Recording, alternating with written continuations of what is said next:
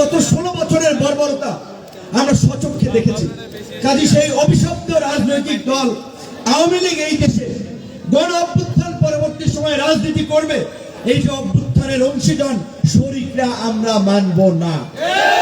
তাই এখানে বিভিন্ন রাজনৈতিক দলের নেতৃবৃন্দ যারা আছেন তাদেরকে আমরা অনুরোধ করব, আপনাদের জায়গা থেকে এইভাবেই শক্তভাবে আওয়ামী লীগকে প্রতিহত করার জন্য আমাদেরকে আওয়াজ তুলতে হবে। এবং সেই গণতন্ত্র না থাকার ফলে, মানুষের ভোটাধিকার না থাকার ফলে এই 16 বছরে ফ্যাসিবাদ জনগণের উপরে চেপে বসেছিল, সেই গণতন্ত্র ভোটাধিকার না থাকলে আবারও নতুন কোন ফ্যাসিবাদ আমাদের উপরে চেপে বসতে পারে। সেই জায়গা থেকে স্বাভাবিকভাবেই আমরা মনে করি, আমরা যে রাষ্ট্রের সংস্কারের কথা বলছি, বাংলাদেশে একটা অবাধ সুষ্ঠু নিরপেক্ষ নির্বাচনের মাধ্যমে গণতন্ত্রের প্রাতিষ্ঠানিক রূপদান কিংবা গণতন্ত্রের পথে যাত্রা, এইটা রাষ্ট্র সংস্কারেরই একটা অংশ। কাজেই যত দ্রুত সম্ভব একটা নির্বাচনের মধ্যে দিয়েই এই সংকটের উত্তরণ।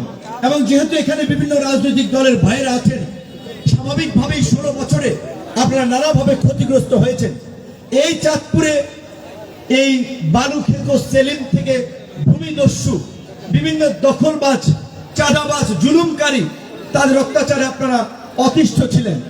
কাজে আজকে মানুষ যেন আবার আমাদের মধ্যে আমরা সকল এই অভ্যুত্থানের অংশীদাররা বলছি, আমাদের মধ্যে ওই আওয়ামী লীগের কোন অপকর্মের আমাদের মধ্যে যেন খুঁজে না পায়, মানুষ যেন না বলতে পারে আগেই ভালো ছিলাম, এই কথাটি যেন মানুষ না বলতে পারে। আমাদের সেটি মরণ মগজে মনে রাখতে হবে, আমাদের আচরণে, আমাদের কর্মকাণ্ডে মানুষ যেন কষ্ট না পায়, মানুষ যেন ভুক্তভোগী না হয়।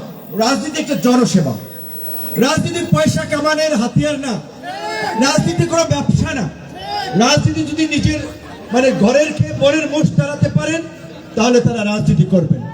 বিশেষ করে এখানে বিভিন্ন রাজনৈতিক দলের নেতৃবৃন্দ আছে, তারা যদি একত্রিত হয়ে এইভাবে এলাকার উন্নয়ন সমস্যার প্রশ্নে যদি মাঝে মাঝে আলাপ আলোচনা করে বসে, ইনশাআল্লাহ আমরা খুব দ্রুত সময়ের মধ্যেই শুধু চাঁদপুর নয়, সারা বাংলাদেশেই একটা নতুন বাংলাদেশের যে আকাঙ্ক্ষা জনগণের মাঝে আমরা দেখতে পাচ্ছি, আমরা সেই জায়গায় দেশকে নিয়ে যেতে পারবো।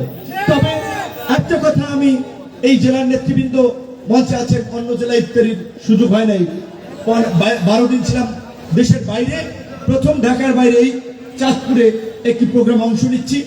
আমরা অনুরোধ করবো, আল্লাহর কাছে মোনাজাত করবো, ফরিয়াদ করবো, এই মঞ্চে, এই ভরা মজলিসে যার হাতখানা আল্লাহ পছন্দ করে, যার ইবাদত আল্লাহ কবুল করে, তার উসিলায় এই দেশের মানুষের মধ্যে যে জুলাই গণ অভ্যুত্থানকে কেন্দ্র করে যে ঐক্য প্রতিষ্ঠা ছিল, সেটি যেন আল্লাহ আরো সুদৃঢ় করে দেয়। অন্তত আগামী 10 বছর এই দেশকে স্থিতিশীল রাখার জন্য, দেশের স্বাধীনতা সার্বভৌমত্ব সুরক্ষিত করার জন্য আমাদের এই জাতীয় ঐক্য ধরে রাখতে হবে। যদিও এই আন্দোলনের কিছু ছাত্র নেতৃবৃন্দ গত কয়েকদিনের বক্তব্য পুরো জাতিকে একটা বিভ্রান্তির মধ্যে ফেলে দিয়েছে।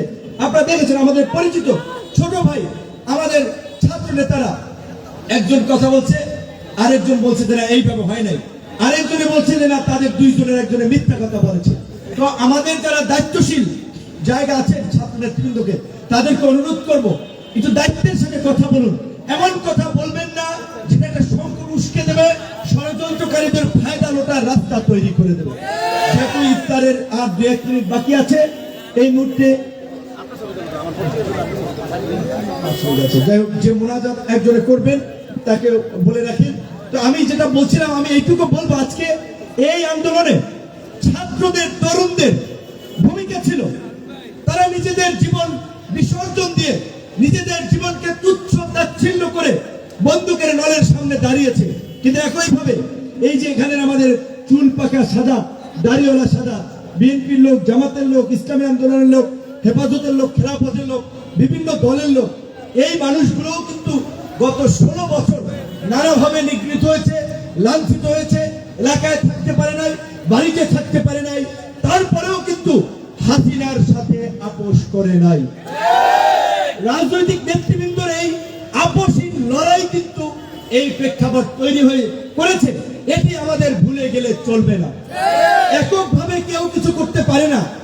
16 বছরে নানান কারণে হয়তো আমরা ইউনাইটেড হতে পারি নাই, যার ফলে আমরা পরিবর্তন করতে পারি নাই। কিন্তু জুলাই গণ অভ্যুত্থানকে কেন্দ্র করে যখনই আমরা আওয়ামী ফ্যাসিবাদের বিরুদ্ধে দল মত নির্বিশেষে রাজপথে নেমে এসেছি, এই গণ অভ্যুত্থান সফল হয়েছে।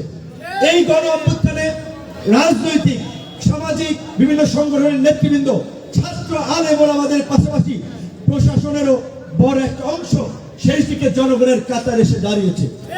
আপনারা যদি ঐতিহাসিকভাবে লক্ষ্য করেন, ৭১-এর মুক্তিযুদ্ধ থেকে শুরু করে ৭৫-এর সিপাহী জনতার বিপ্লবের মধ্যে দিয়ে জিয়াউর রহমানকে মুক্ত করা, ৯০-এর স্বৈরাচার বিরোধী আন্দোলনে এরশাদের বিরুদ্ধে দাঁড়ানো এবং ২৪-এও সেনাবাহিনী কিন্তু শেষ পর্যন্ত জনগণের কাতারে এসে দাঁড়িয়েছে।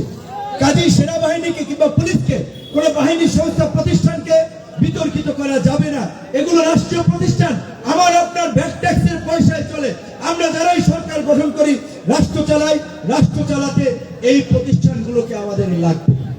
যারা এই প্রতিষ্ঠানকে কলঙ্কিত করেছে তাদেরকে বিচারের মুখোমুখি করা হবে, তাদের বিচার নিশ্চিতের জন্য আমরা আওয়াজ তুলব, কিন্তু প্রতিষ্ঠানগুলোর সম্মান রক্ষা করাও কিন্তু আমাদের দায়িত্ব। সবাই ভালো থাকবেন, সুস্থ থাকবেন। আল্লাহ হাফেজ।